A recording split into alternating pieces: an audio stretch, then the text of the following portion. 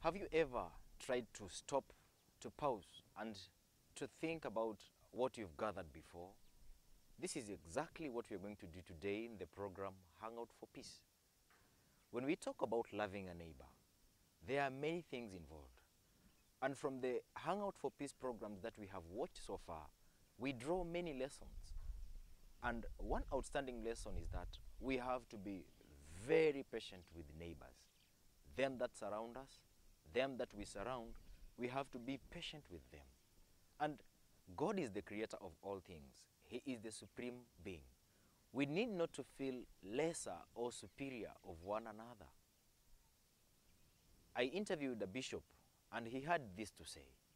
Yeah, I think the most important thing to understand is what is the meeting point. First of all, we are all human beings. We are united by the same earth.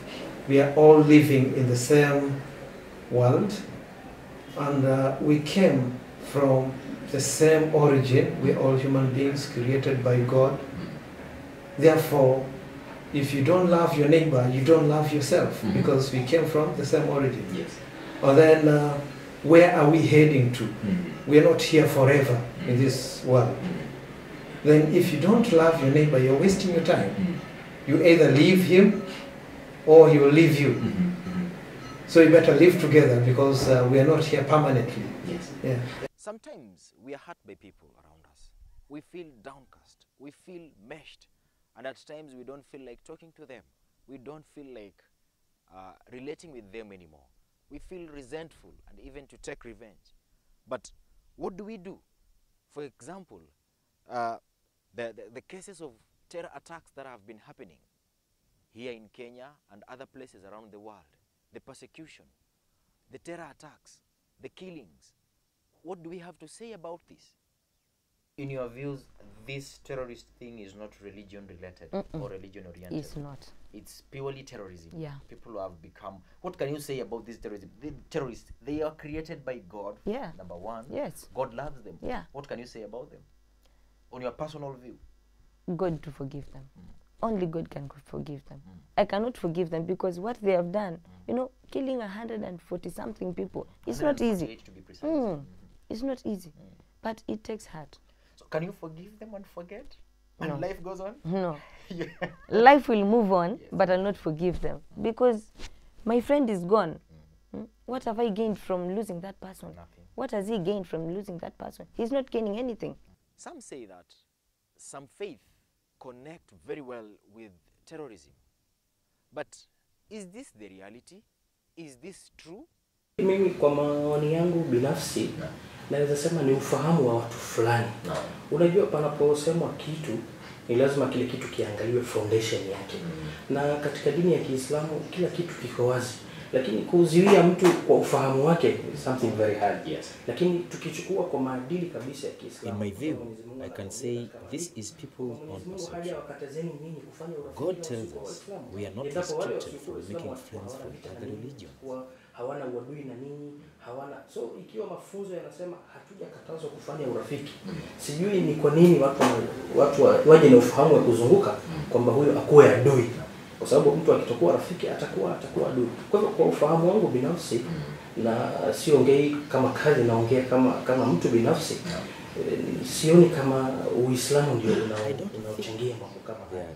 Wala sioni kama Muslims should be in such a people can make their own issues and connect it. Au ni ufahamu, kwa sababu mtu anaweza kuja na ufahamu wake na tengeneze vitu vyake na from there maybe atumie jina ya kusema Uislamu unasema hivyo. We are forgiven by God only if we will forgive others. This might not come instantly. It might take some time. But then, in order for us to be forgiven by this supreme God, then there is no shortcut. We have to forgive others. We have to forgive others. I repeat that. We have to forgive others. The backbone ama uti wa mgongo wa Ukristo ni msamaha. Nataka niseme ya kwamba yeyote atakayeingia katika mbingu ambao Mwenyezi Mungu ametuandalia atakuwa pale kwa sababu moja. I wish to say, msamaha. if we will see Mungu God, alitusamehe. then we have to Kwa hivyo forgive. kile ambacho Mungu anachotupatia We kila receive the siku, japokuwa forgiveness hatustahili from kumbuka God tena. out of Maanake mercy, sisi tutapokea msamaha kila despite siku, our si kwamba sinful tunaustahili. nature. Hatustahili. Now, Twafanya there dhambi is nyingi no other tukijua, way na tunaporudi but to pale forgive tunaomba msamaha, na Mungu those kwa ule who upendo wake wrong us. anatupa msamaha. Kwa hivyo uti No wa escape mgongo from wa forgiveness. Ukristo ni msamaha. if we will receive forgiveness, Unaweza kuwa ni then mgumu we sana have kusamehe, to kutoa forgive others. baada ya ile kile kitu kimekupata, lakini hakuna njia ya mkato.